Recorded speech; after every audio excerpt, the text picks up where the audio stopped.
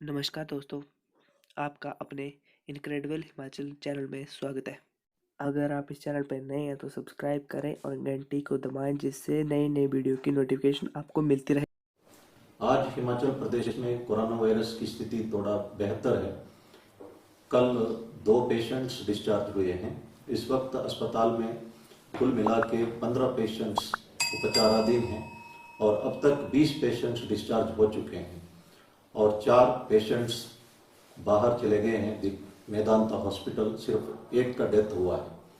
अब ज़्यादा लोग डिस्चार्ज हुए हैं और कम लोग अस्पताल में हैं। इस कारण से हमारा कर्व फ्लैटन हुआ है। ये एक संतोषजनक स्थिति है। हम धीरे धीरे कोरोना वायरस को कंट्रोल करने में कामयाब हो रहे हैं, लेकिन हमें सतर्क रहने की आवश्यकता है। देश भर में केसेस बढ़ रहे हैं और नागपुर में एक व्यक्ति ने पॉजिटिव पाने के बावजूद वो 56 लोगों को संक्रमित किया है। अब पुलिस जो है उनको क्वारंटाइन में रखा है तथा उनका फर्स्ट कांटेक्ट को ढूंढ रही है। इसलिए हमारी समस्या कभी भी बढ़ सकता है और जो लोग बाहर से हिमाचल प्रदेश आना चाहते हैं उन सबको आरोग्य सेतु ऐप डाउनलोड करना अनिवार्य है और अपने घर में क्वारंटाइन में भी रहना अनिवार्य है और गांव के प्रधानों का जिम्मेदारी है कि वो क्वारंटाइन का नियमों का पालना करें और बाहर ना निकलें। और जो अर्ली मॉर्निंग वॉक करना चाहते हैं, जॉगिंग करना चाहते हैं, उनके लिए कर्फ्यू में छूट दी गई है। वे सवेरे 5:30 बजे से लेके 7 बजे तक जॉगिंग कर सकते हैं और मॉर्निंग वॉक के लिए निकल सकते हैं।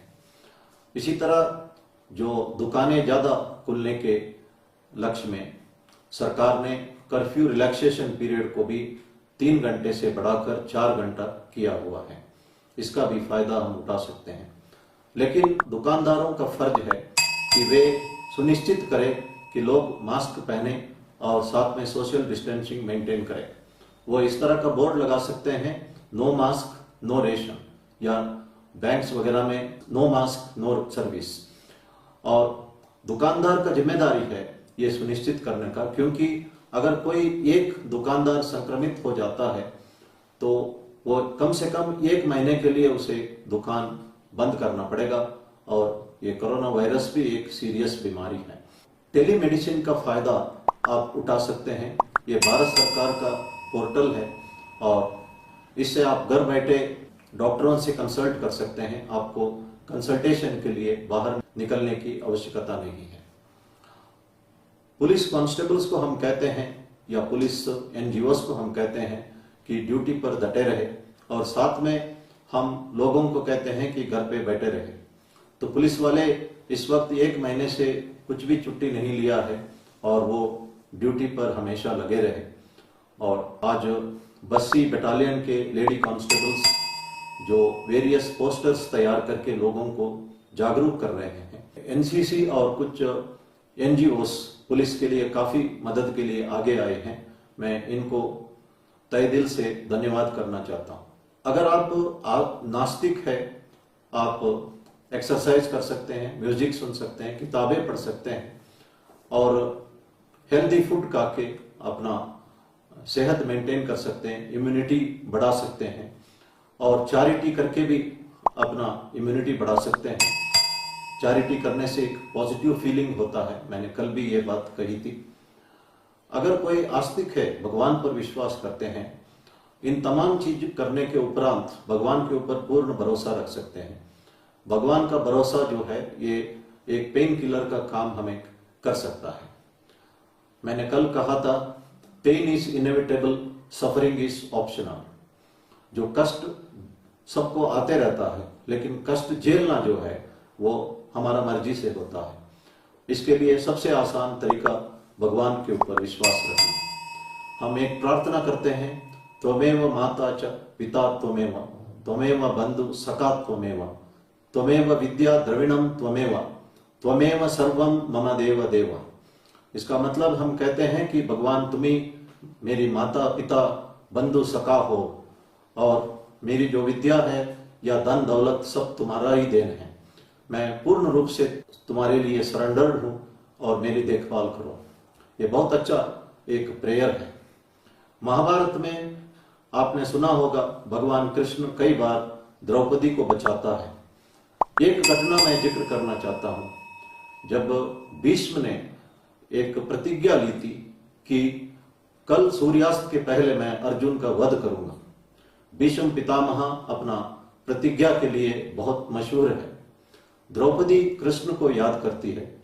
भगवान कृष्ण के कहने पर द्रौपदी भीष्म पितामह के टेंट पर जाती है और जब वो टहलते हैं शाम के वक्त और जैसे ही मुड़ते हैं तो एकदम वो उनके पैर पे गिरती है और पाद नमस्कार करती है।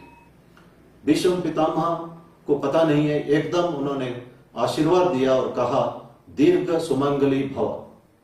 इसका मतलब भीष्म पितामह ने अर्जुन को आशीर्वाद दिया कि वो लंबे अरसे तक जीते रहे।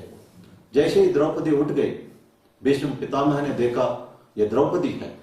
फिर उन्होंने कहा कि ये उपाय सिर्फ वासुदेव कृष्ण ही दे सकता है। इतने में भगवान कृष्ण द्रौपदी का चप्पल हाथ में लिए हुए पीछे पीछे आते हैं, क्योंकि भगवान कृष्ण ने कहा है कि ये चप्पल मुझे दे दो, नहीं तो आवाज आ जाएगा, भीष्म को पता लगेगा। और कृष्ण को देख के भीष्म पितामह कहते हैं कि हे वासुदेव कृष्ण, मैंने कभी नहीं सोचा था कि एक भक्त के लिए आप भक्त का चप्पल उठाने के लिए भी तैयार हो जाते हैं।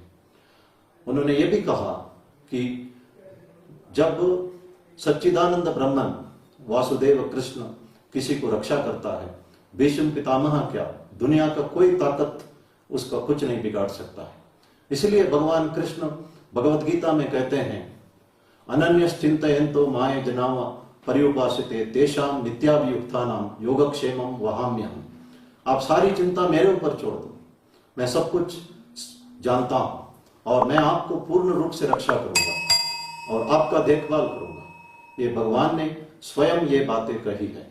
इसलिए हम पूर्ण रूप से भगवान पर भरोसा करें। हमारे से जो कुछ हो सकता है नियमों का पालन करना वो हम करें। और ये कष्ट झेलने का एक आसान तरीका है। कष्ट आएगा, लेकिन कष्ट झेलना इस धरती के तमाम लोग जानते हैं और सदियों से भगवान पर विश्वास करके कष्ट झेलते आए हैं। इसलिए मैं पुनः कहता हूं कि pain is inevitable, suffering is optional. धन्यवाद। जय हिंद।